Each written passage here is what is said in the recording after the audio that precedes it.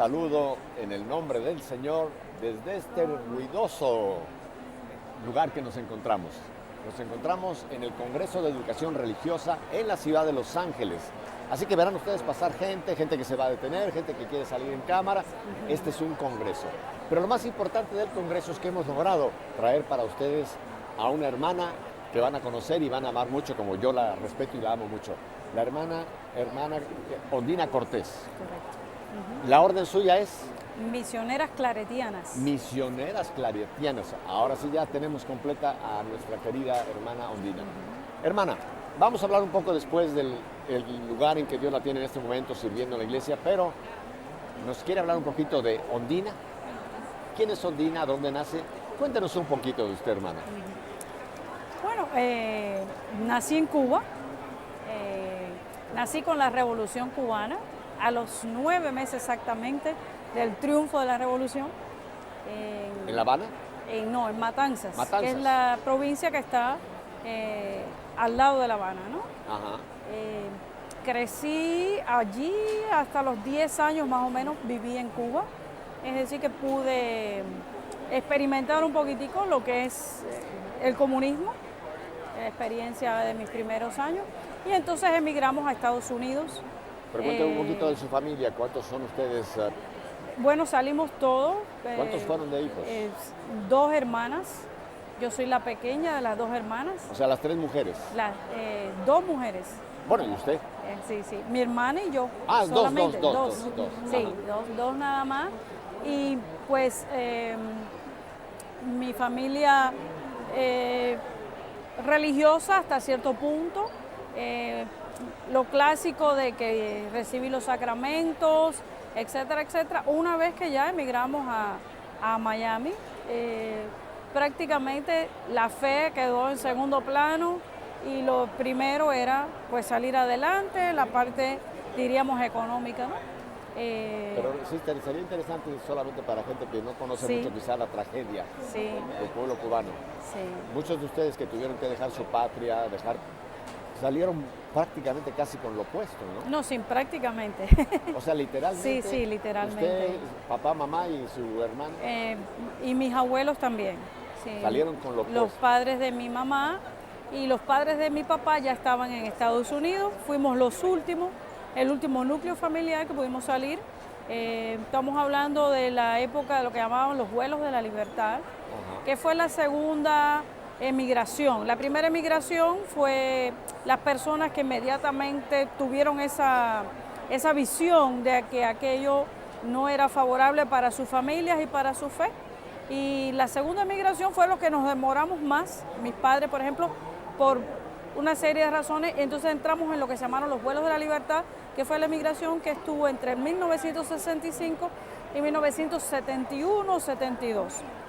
Estos eran vuelos que uno se inscribía, la familia te reclamaba desde Estados Unidos y después tenía que esperar. Inmediatamente que te reclamaban, que tú presentabas, entonces las personas que estaban trabajando, los adultos, se les obligaban a ir a campos de trabajo forzado y los niños en las escuelas no teníamos derecho pues a ningún reconocimiento. Es decir, aunque un niño recibiera, vamos a decir, las mejores notas de la clase, no podía recibir ningún reconocimiento público porque éramos lo que llamaban gusanos. Ya marcados. Marcados. Si el gusano era aquel que se iba del país, que no estaba de acuerdo con la revolución comunista. Entonces vivimos 6 años en esa espera. 6 años hasta que llegó el día. Así de pronto llegaron a nuestra casa y nos dijeron, tienen 1 hora para salir. De la noche a la mañana. De la noche a la mañana. 1 hora para salir, ya llegó su número y en esa hora, por eso nosotros teníamos las maletas siempre preparadas, lo cual ha sido una práctica que ha tenido un efecto en mi vida, ¿no? De tener siempre las maletas preparadas, ¿no? Y en invierno preparamos maletas de invierno, en verano maletas de verano, de modo que en cuanto llegaran ya estábamos listos. Me encanta esta alegoría de tener las maletas preparadas. Sí. ¿Cómo lo interpreta en su vida, hermana? Mira, me gustó mucho esa Sí. imagen, que nunca la había yo captado, pero a ver. Sí. ¿Qué ha significado tener las maletas preparadas? Pues estar alerta o estar a la escucha de lo que Dios quiera de ti y estar listo, ¿no? Entonces, No estar arraigado a nada, nada, no estar atado a nada. no estamos atados a Sino listos nada, para moverse. estamos listos para lo que Dios nos vaya pidiendo. Entonces, y lo que necesitamos es tan poco que cabe en una maletita. Como decíamos, lo que se podía llevar era, para los niños era una muda de ropa y un juguete.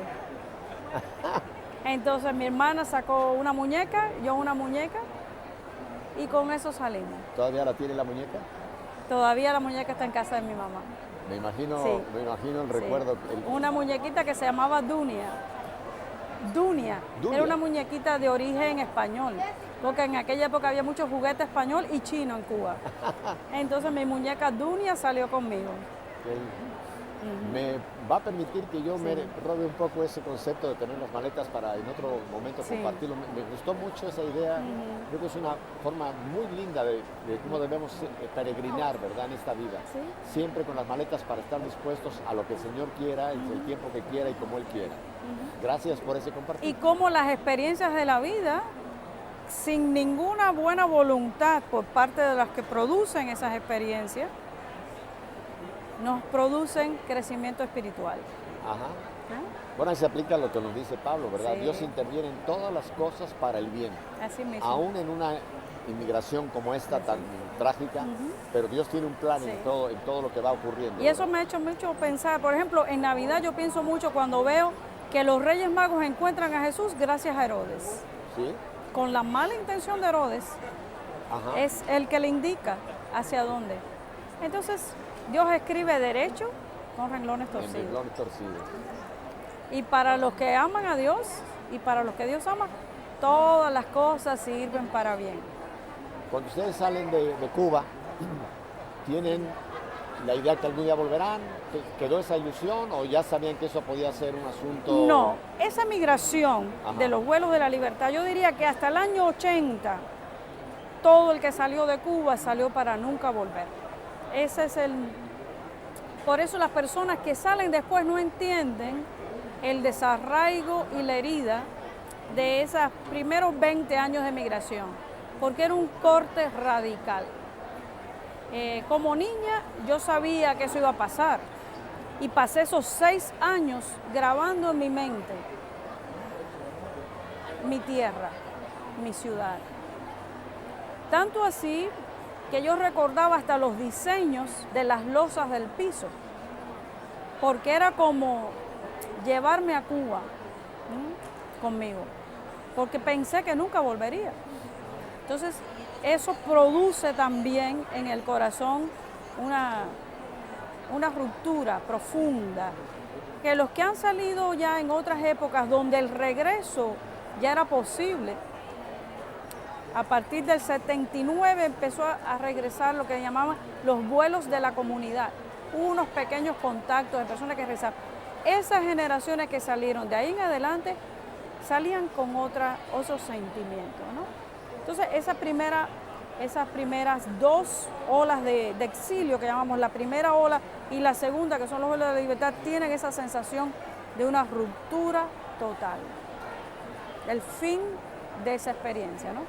Y es muy importante esto, hermana, que lo comparta usted, porque esto nos ayuda a comprender a este pueblo concretamente de Cuba, ¿no? Y entender que es una realidad esa herida que quedó. Sí. Creo que todos podemos identificarnos, ¿no? Y poderles amar y comprender y apoyar en este todo Sí. su nuevo caminar, ¿verdad? Exacto. Que ahora estamos viendo otros pueblos que han tenido que salir, no quizá en la forma tan drástica como ha ocurrido en Cuba, ¿no? Lo vemos en otras realidades del mundo que está ocurriendo con Siria, con Irak, en fin, todos estos pueblos que han tenido que salir igual casi una migración tan trágica como la cubana. Pero gracias porque esto nos abre una comprensión de la gente que tiene, de los que han salido. Bueno, nuestro Señor tuvo que salir de Belén. El Señor fue una salida drástica Forzosa. y forzosa. Así que Y tuvo que José tomar lo que había en ese momento y salir en esa a noche Egipto. O sea que tuvo que tomar entendemos en esa la Sagrada decisión. Familia lo que ha vivido estas inmigraciones repentinas, ¿verdad? Así pues, eso es la historia sagrada de todos, es así también. Ajá.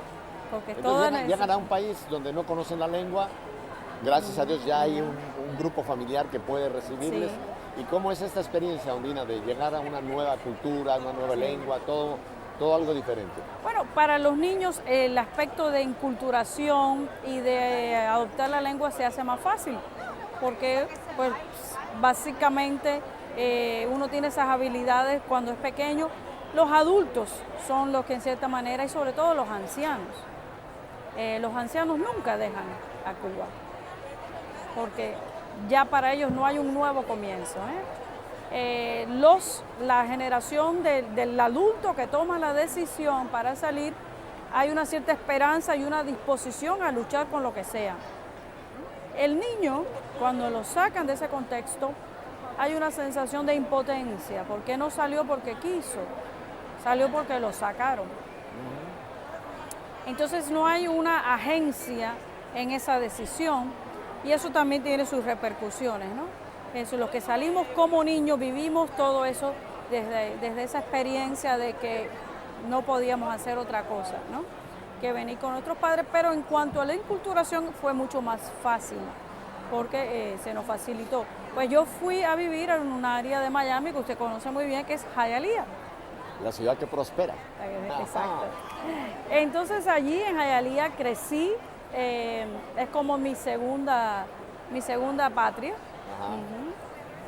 Como usted sabe, es un área de Miami industrial, bueno, fue industrial, es un área más bien de un nivel de clase baja, media baja, y pues allí asistí siempre a escuelas públicas. Mis padres no podían pagar otra cosa y fue en ese contexto de no tener, no estar expuesto a la fe, que cuando yo llego a la adolescencia y empiezo a tener contacto con la iglesia, y sea de paso dicho que fue cuando voy a un retiro por primera vez, no voy buscando a Dios ni mucho menos.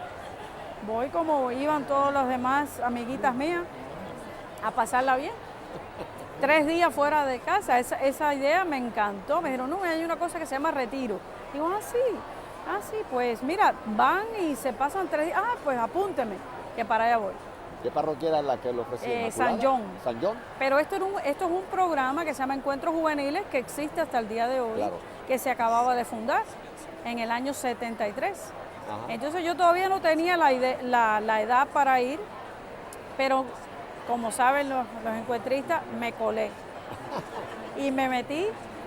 Y fue esa experiencia la que cambió mi vida, porque como yo no tenía, había ido en Cuba a la iglesia, me habían dado los sacramentos y eso, pero en mi familia eso no era una prioridad, sino había una vida de fe, no había una práctica de la fe, es decir, lo que eran gente honesta, gente buena, pero no existía esa dimensión, ¿no? Usted sabe, hermano Ondina, que nuestra fundadora, Madre Angélica, sí, en su niñez, también ella lo menciona, se ha mencionado, ¿no?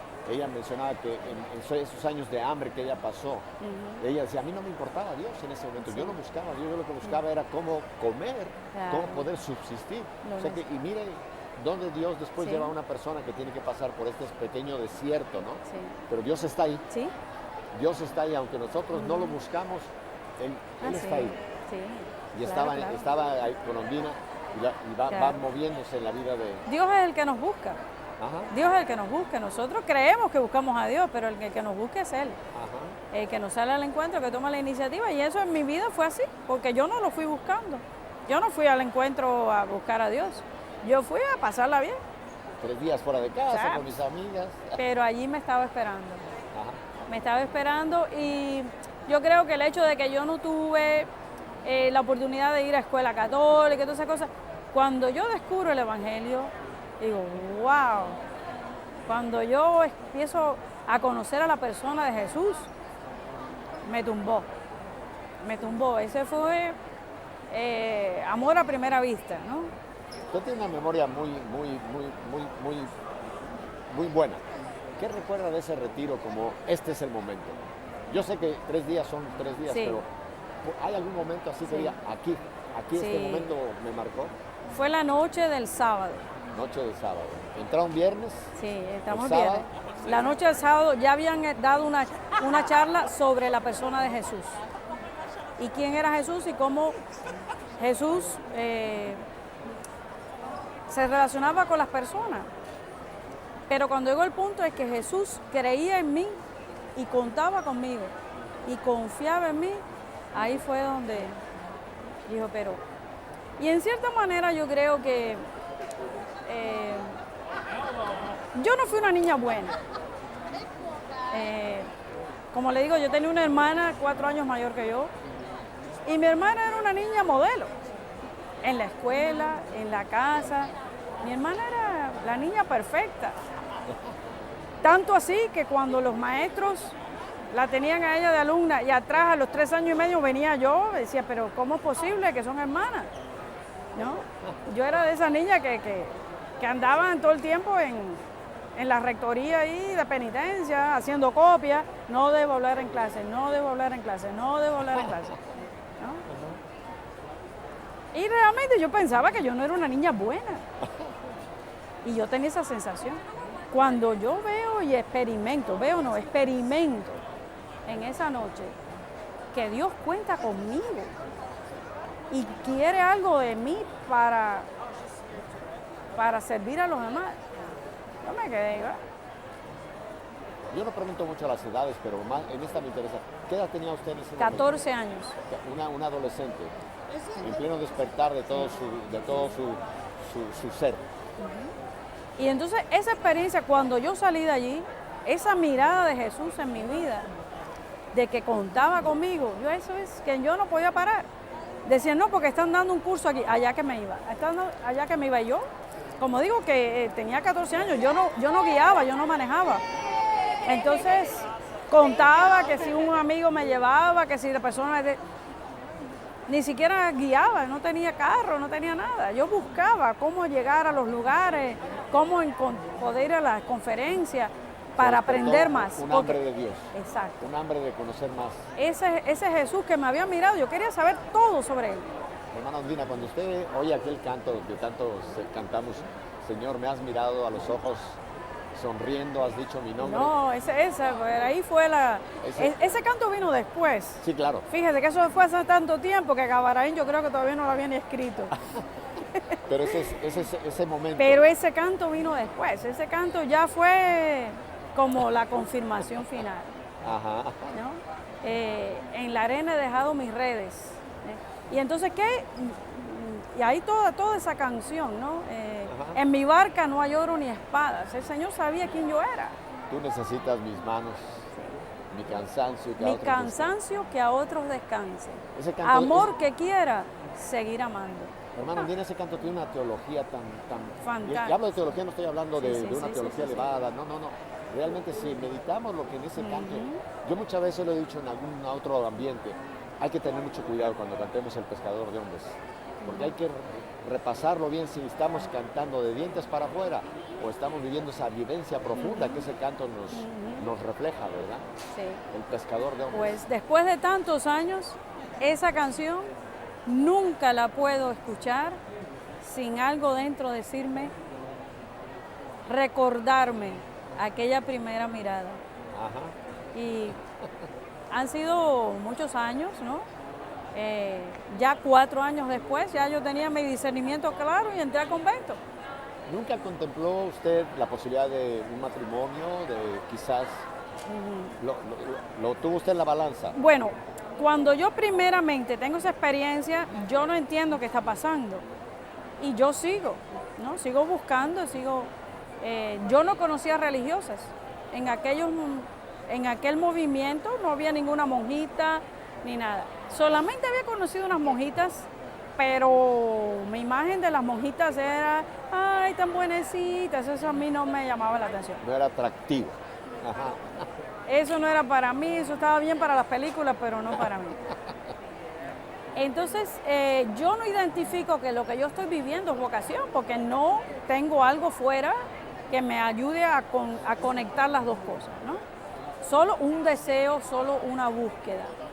Entonces, yo pienso que, bueno, que que sigo para adelante, ¿no? Y como ustedes saben, a los 15 años viene la celebración de los 15. Mis padres que me para organizan. La cultura cubana es un momento importantísimo. Un momento muy importante, sí, y para sí. la mexicana también. Ajá. Entonces, lo celebramos distinto.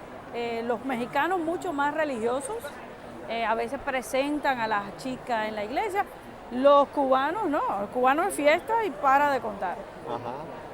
Entonces mis padres me organizan en un restaurante, una comida con baile, etcétera, etcétera. Y yo esa noche feliz, todo mi vestido, toda aquella cuestión. Cuando llego a mi casa esa noche, una sensación de vacío. Esa misma noche ya yo dije, esto no es para mí. Y era cuando todo lo que yo quería, hubiera soñado, estaba ahí en mis manos. Yo hago a veces preguntas indiscretas. Sí. ¿Alguna vez apareció algún muchacho por ahí que le hizo tilín así un poquito? Bueno, sí, precisamente por ahí estábamos. Le hago esta Sí, pregunta porque sí, muchas veces idealizamos, ¿no? Sí. A las personas consagradas ¿Cómo no? pensamos como que jamás tuvieron los Claro. sentimientos que todo ser humano Sí, tenemos. O sea, sí, es sí. normal que una chica Sí, en su despertar de su sexualidad Sí. sienta la atracción por el sexo opuesto. Es normal. Correcto. Lo raro sería que no hubiera Sí. habido eso, ¿no? sí. Precisamente fue esa misma noche que yo dije, bueno, aquí están todas las posibilidades, ¿no? Ajá.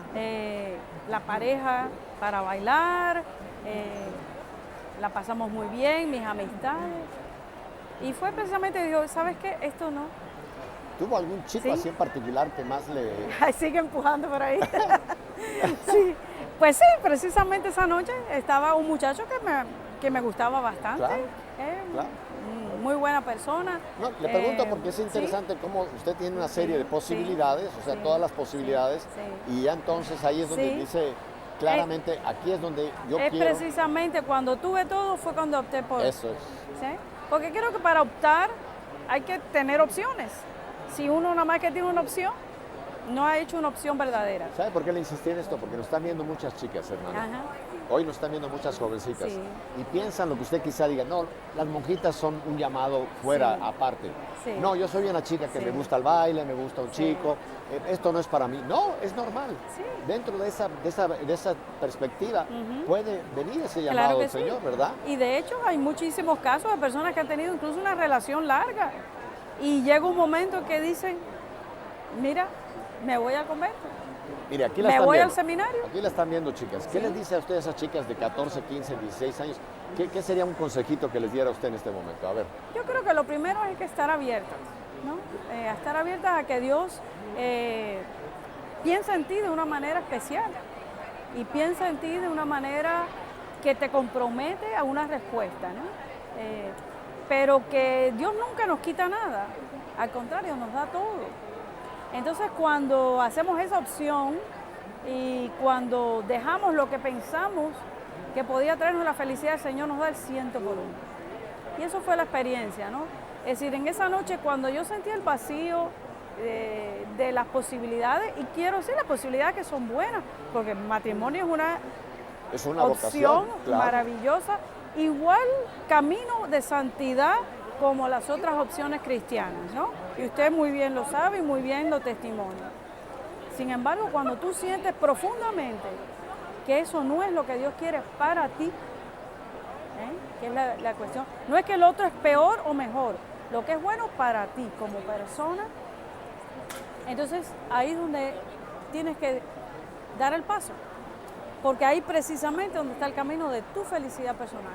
Y entonces, aunque parezca que es un camino estrecho, que es un camino de renuncia, lo que tú ves en el momento de la opción es un camino de cómo puedes amar, cómo puedes planificar y cómo puedes ser feliz. Y aquí aplicaríamos mucho lo que nos dice la palabra de Dios, ¿no? Sí. Que el Señor cada vez que resucitado, no tengas miedo. Exacto. Cuando Dios nos dice, da el paso, ahí hay que en fe lanzarnos, el Señor no nos va a dejar, no tengas miedo.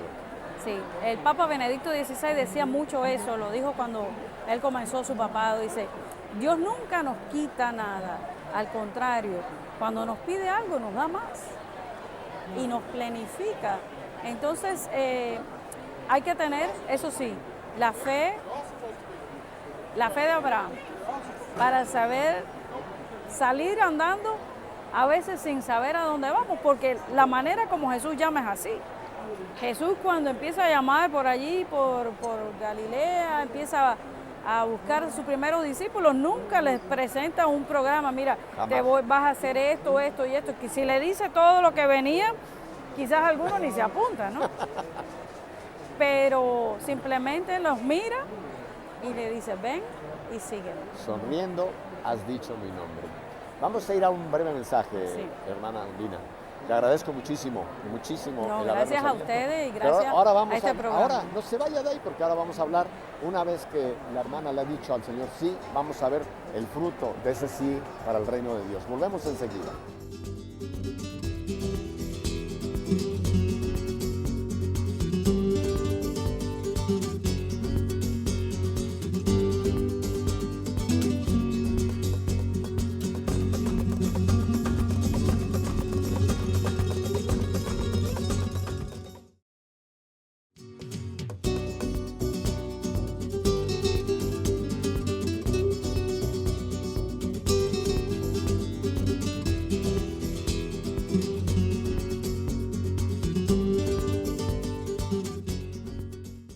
Qué hermoso es, verdad, cuando una persona, y yo sé que mucha gente conoce a la hermana Undina, conoce un poquito su intimidad, su vida, porque eso ya nos la trae como una persona humana, que Dios la ha llamado a una concreta proyección en la iglesia, porque ha tenido un proceso como todos tenemos.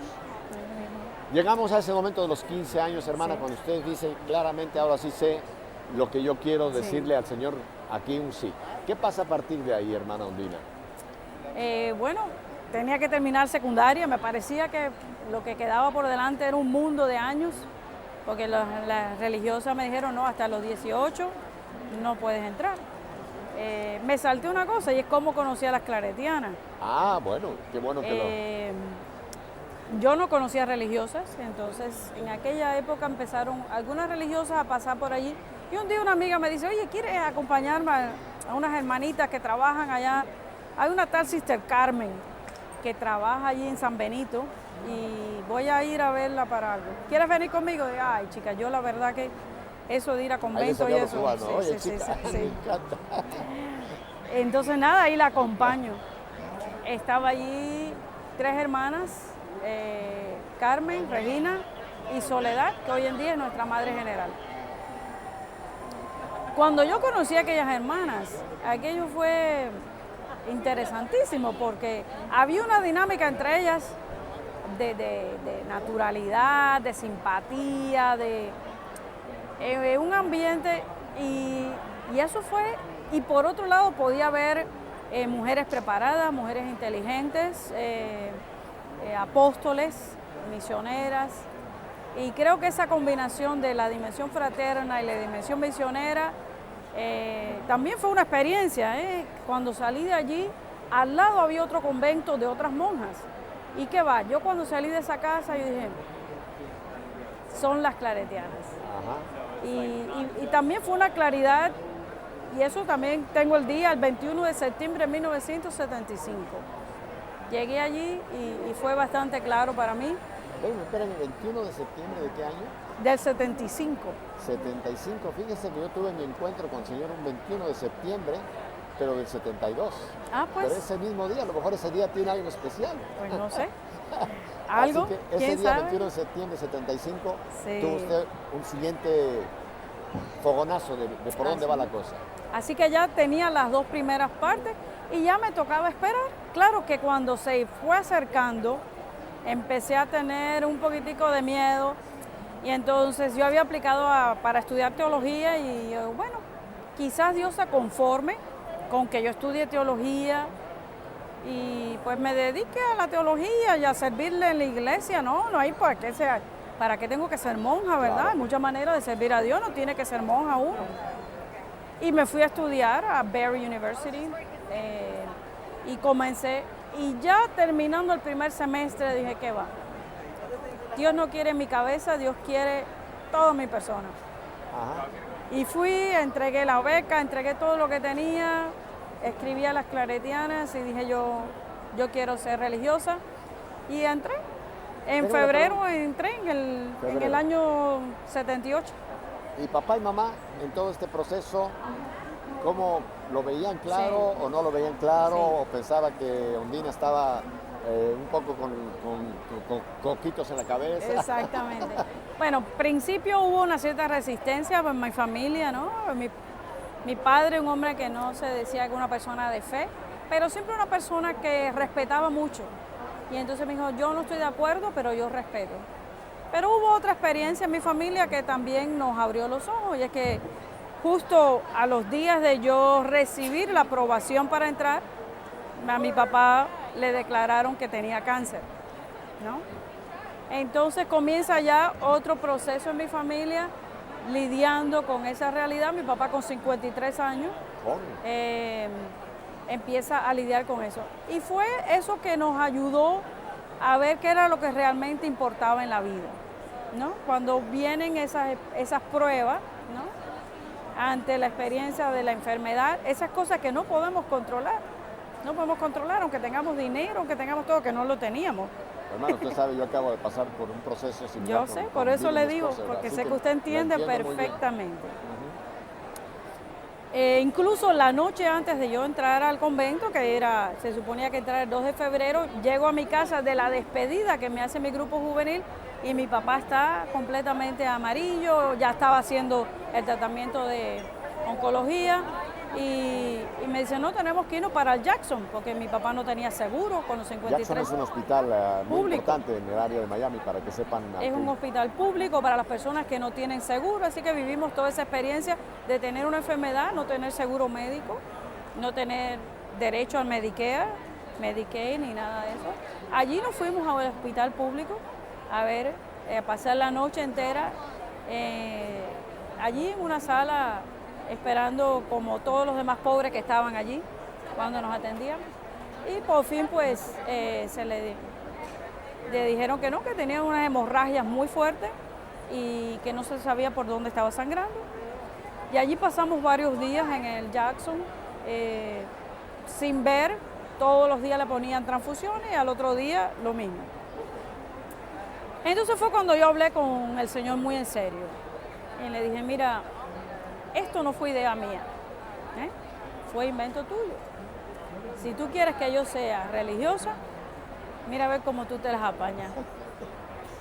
Y fue un tú a tú. El día 9 a mi papá se le pararon las hemorragias. Los médicos dijeron, no sabemos por qué sangró y no sabemos por qué dejó de sangrar. Pero la realidad es que ha dejado de sangrar y no tenemos más nada que hacer con él. Tiene su hemoglobina bien, se puede ir para su casa. Así que el día 11 de febrero fuimos para la casa con papi y ya yo pensaba, bueno, con esta situación, esta incertidumbre de salud, mis padres me dijeron, mira, hemos estado a punto de perder a tu padre, puedes hacer lo que quieras con tu vida, que Dios está por encima de todo. Y así fue, a los 4 días entré al convento. A partir de ahí recibí bastante apoyo de mi familia y creo que con el tiempo, aunque se demoraron mucho en regalar mi ropa, pensando por si acaso volvía, ¿no? Llegó el momento en que ya se dieron cuenta que yo era plenamente feliz en lo que había decidido o en lo que Dios me había pedido y que fuera de perder una hija, habían ganado un montón de hijas, porque todas las claretianas siempre estuvieron ahí para mis padres. Entonces esa fue la historia. Me mandaron a Colombia al año a hacer mi noviciado. Allí pasé 4 años en Colombia también. Así, en total confianza, me dijeron, vas para Bogotá, Colombia. Y digo, ¿y eso dónde queda? Ni siquiera sabía dónde estaba. Perdona a los colombianos, pero yo con 18 años no sabía dónde quedaba Bogotá. Me fui al consulado de Bogotá, saqué mi visa, me montaron en un avión y me mandaron para Bogotá. que hay en un pequeño pueblo que se llama Bosa, en las afueras de Bogotá, son los barrios marginales de Bogotá. Y ahí estuve 4 años, aprendí mucho allí, aprendí a ver el mundo desde el hemisferio sur, que es otra cosa. Aprendí de mis hermanas, aprendí a compartir con personas de diferentes partes del mundo, venezolanas, panameñas, colombianas. Una experiencia muy rica, muy rica. Este es digamos, un lugar donde confluyen de muchos países. En aquel momento era, exacto, el noviciado era para varios países de América. Tuvo oportunidad de convivir con otras culturas, otras hermanas, qué lindo, ¿verdad? Fue una experiencia muy enriquecedora. También tuve la oportunidad de ir a la universidad allí, a la Universidad Javeriana de los Jesuitas, y después regresé a Estados Unidos y ya me dediqué a donde me mandaron. Y me mandaron fue a un pueblo que se llama Delray Beach, donde nosotros trabajamos con campesinos migrantes. Y entonces ahí fue... Florida. En la Florida. En la Florida, claro. Ahí en la diócesis de Palm Beach. Sí, sí. Y pues fue mi experiencia, mi encuentro con el pueblo mexicano, que llegué a querer muchísimo, o que quiero muchísimo. Tanto así que para mis votos perpetuos, que los hice allí, entré en esa comunidad, casi todos los cantos de mi profesión fueron cantos mexicanos. Porque realmente sentí que allí fue donde el Señor me llamó a realizar mi misión. Aprendí mucho de esa gente campesina, de esa gente sencilla, ¿verdad? Pero con una sabiduría y un amor a Dios y una devoción. Me enamoré de la Virgen de Guadalupe y pues de ahí empecé a hacer misiones en México. Empezamos a ir en los veranos a Tabasco, al sur de México, y ahí hacíamos misiones en las rancherías cerca de Jalapa, de Tabasco, por varios años, hasta que empecé a tener contacto con la oficina de pastoral juvenil, que en aquel entonces la dirigía el padre Federico Capdepón. Que lo queremos muchísimo, padre Federico, un gran hombre pues de Dios. Federico me abrió las puertas, iba en plan voluntario, se abrió una oportunidad ahí, y cuando vine a ver estaba trabajando en la oficina de jóvenes. Ahora déjeme volver a un momento que creo es importante. Hice mis votos perpetuos. En esa memoria prodigiosa que usted tiene, ¿qué día fue ese? El 2 de febrero de 1986. 2 de febrero de 1986. ¿Se acuerda qué día era? ¿Lunes, martes, miércoles, jueves, viernes? Ay, ahí sí que ya no. Pero ese día, 2 de febrero de 1986. Sí. ¿Qué pasa en la vida de una mujer cuando ya hace un voto? Son palabras serias, hermano. Voto perpetuo. Sí. ¿Qué pasó ese día en Bueno, Londrina? Lo bonito de la vida religiosa es que cuando tú haces tus primeros votos, que es la primera consagración, tú en el corazón lo haces para toda la vida. Claro. Pero la sabiduría de la iglesia dice, le llamamos votos temporales. Claro. Y entonces tú lo vas renovando cada año antes de llegar a ese momento, que es los votos perpetuos, que es como diríamos la consagración definitiva, ¿no? Porque en estos votos temporales se da la opción que quizás haya un discernimiento de que quizá no era el camino. Exacto. No es que te estuviste mal, simplemente hiciste este camino, Dios te permitió llegar acá, pero quizá tu vocación va en otra línea. O sea, no es un pecado. Tienes la oportunidad de experimentar la vida completamente como lo es con cualquier otra religiosa, pero continúas ese discernimiento, ¿no? Yo conozco mujeres que han caminado un poquito en estos votos temporales, que han recibido una riqueza enorme y después se han podido proyectar en otra vocación, quizá el matrimonio, y nunca han dicho que eso fue malo, al contrario, fue una riqueza que Dios permitió, así que, pero hay esa opción. Está esa opción que después hasta los votos, es decir que en resumidas cuentas, desde que tú entras hasta que haces los votos perpetuos, transcurren unos 8 años. Es decir que es un buen tiempo para que la persona pues pueda experimentar la vida. Y precisamente yo escogí esa lectura tan bonita de Juan capítulo 21, que el Señor interroga a Pedro varias veces. Bueno, Pedro, ¿me amas? Sí, Señor, yo te amo. Pedro, ¿me amas? ¿No? Y a la tercera vez dice, Señor, tú lo sabes todo. Tú sabes que te amo, ¿no? Entonces esa lectura a mí fue como, yo ya sé lo que es la vida religiosa, pero ya tú sabes quién soy yo. Y ya tú sabes mi pobreza, mi miseria. Cuando uno empieza, uno cree que uno se va a comer el mundo. ¿No? Voy a ser monje, todas esas cosas.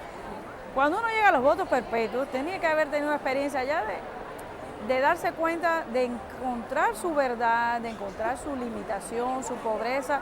Y entonces ese último salto que das ya no es por tus grandes dones, ni tus grandes talentos, ni tus grandes virtudes, sino por la bondad, la compasión y la misericordia de Dios. Y en esta ceremonia tan importante está presente la familia.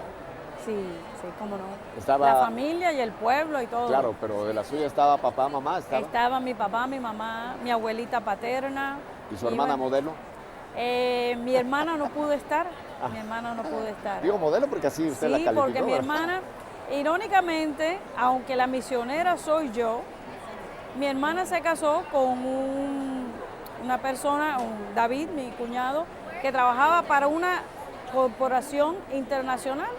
Es decir, que mi hermana vivió en Venezuela, Colombia, Argentina, Chile, mientras yo he pasado la mayoría de mi vida cerca de mi mamá y atendiéndola. Así que esa es otra de las cosas que a veces uno dice, no, porque pierdo a esa hija. Pues mi mamá, la hija que perdió fue la que se casó. Porque la otra estuvo y con creces, porque cuando no estoy yo, claro, están mis hermanas de congregación que atienden a mi mamá igualito que la atiendo yo cuando estoy en Miami. O sea, su mamá no perdió una hija, ganó un montón de hijas. Se sacó unas cuantas. Se sacó unas cuantas y de hecho así fue porque mi mamá cosía. Ajá. Ya no cose porque ya no, su vista no se lo permite y nos hacía los hábitos a todas. Así que ella decía, tengo varias hijas. Entonces la congregación ganó a una costurera. Sí, era así mismo. Mire qué riqueza, así sí, que ahí todo el mundo salió beneficiado. Sí, mi mamá se dedicó a eso, nos hacía los hábitos a todas, ¿no? Ah, qué bien. Sí, sí. Pues ahora entonces, la llevo a Berry, le llega a usted este llamado ya. Cuéntenos lo que es, yo le voy a hacer una pregunta que mucha gente le tiene mucho miedo. Piensa teología.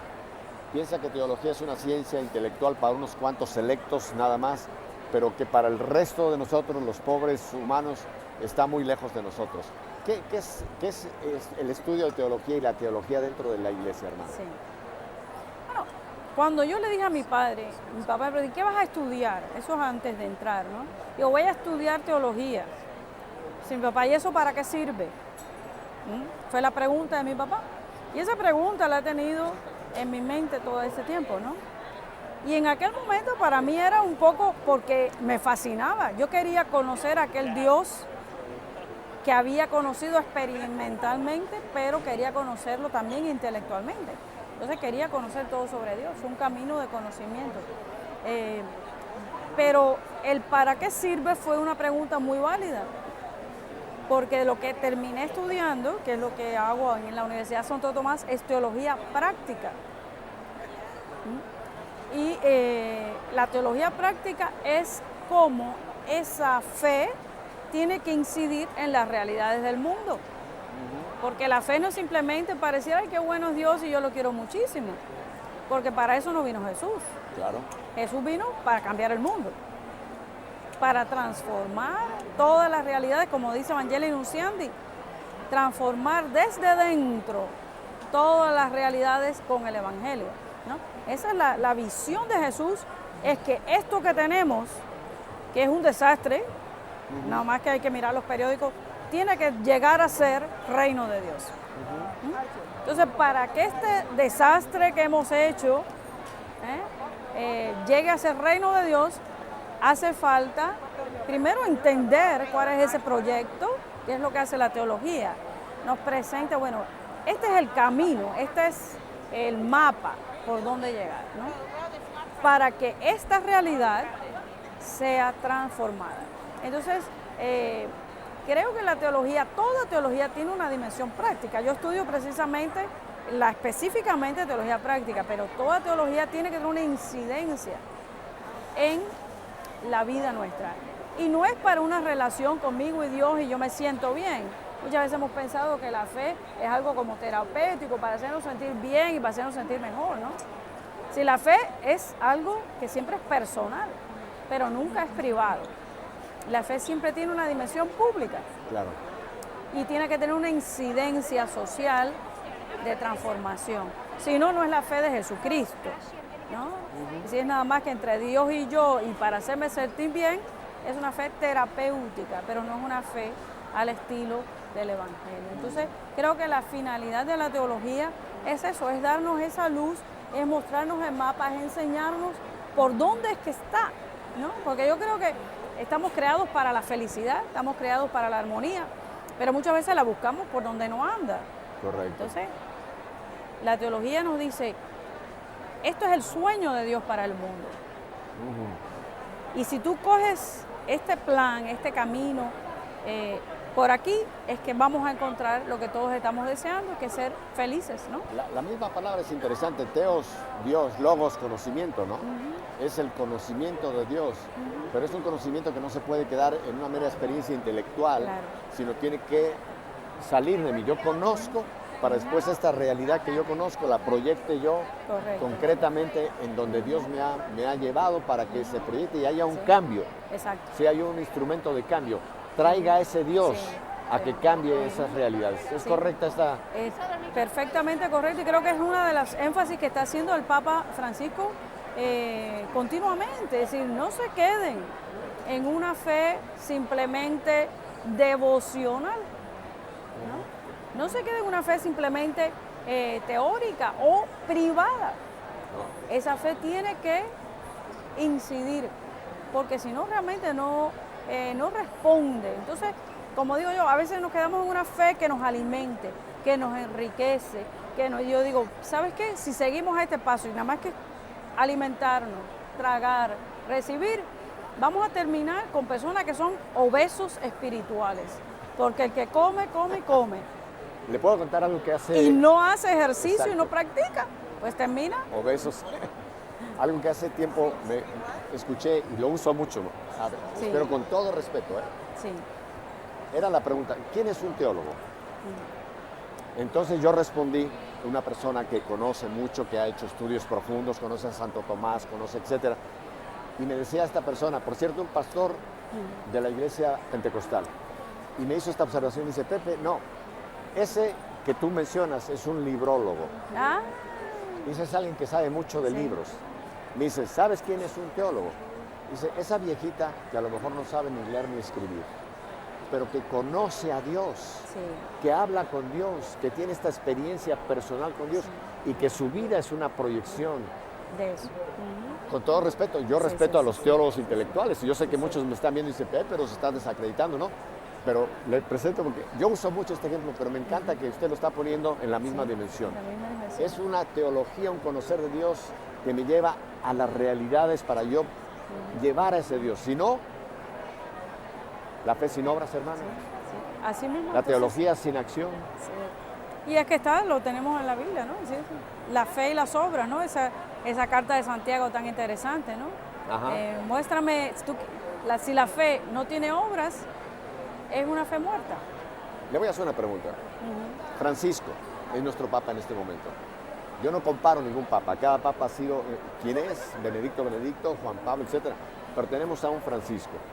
¿Usted no cree, hermana, que Francisco nos está dando una enorme lección de teología por sus actos, Claro. por las acciones que lo estamos viendo, que han sido criticadas incluso, ¿eh? Pero ¿qué opina usted de esta forma en que Francisco está llevando su papado?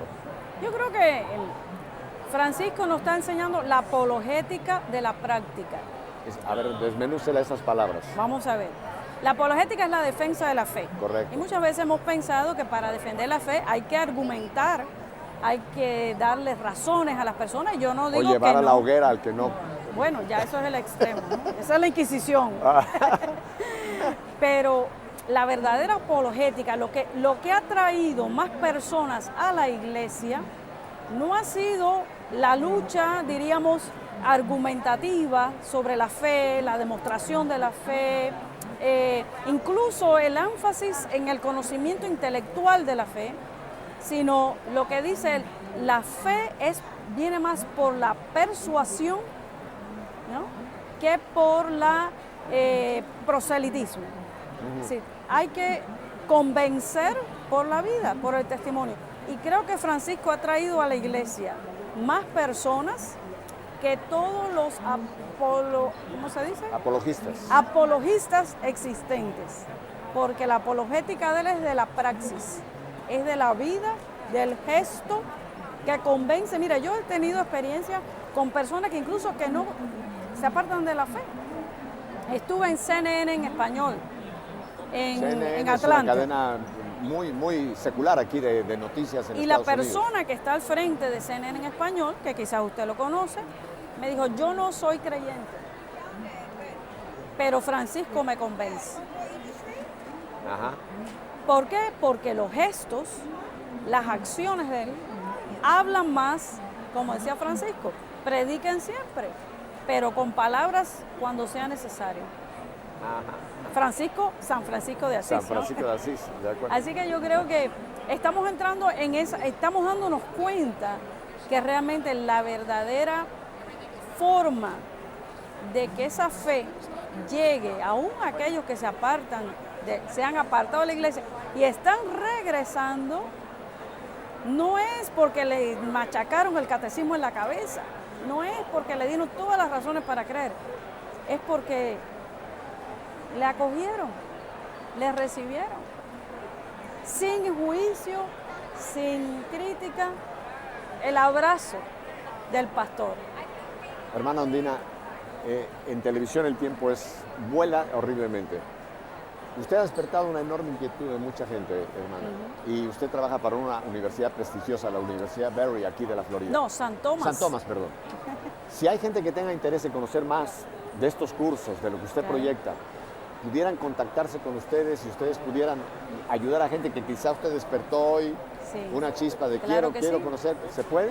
¿Cómo no? Tenemos diferentes títulos, estudios que pueden hacer a todos los niveles. Incluso tenemos un programa de un bachelor's online, que ni siquiera lo pueden hacer de cualquier parte de Estados Unidos, simplemente se comunican con nosotros por el internet y estudian por el internet. ¿Nos quiere dar los contactos donde se pueden hacer estos contactos, valga la redundancia, con ustedes? Bueno, puedo dar un correo electrónico que sería el mío, por ejemplo, o Cortés, con S. Cortés. O Cortés, todo, ¿con S o con Z? Con S. O Cortés, punto, arroba S-T-U, T de Tomás, punto edu. STU, punto edu. Es decir, St. Thomas University, punto edu. Usted acaba de abrir una avenida que prepárese porque le vea. Hermana Ondina, le agradezco infinito. Muchas gracias. Gracias No a le ti. digo adiós porque quiero en un futuro volverla a tener y vamos a hablar mucho más de esto. Bueno, cómo no. Que A Dios la bendiga, orden. hermana. Que el Gracias. Señor les bendiga. Muchas gracias. A ustedes, si Dios nos concede una semana más de vida, aquí estaremos el próximo lunes. Yo uso lo que dice el Papa Francisco, la despedida. Chao.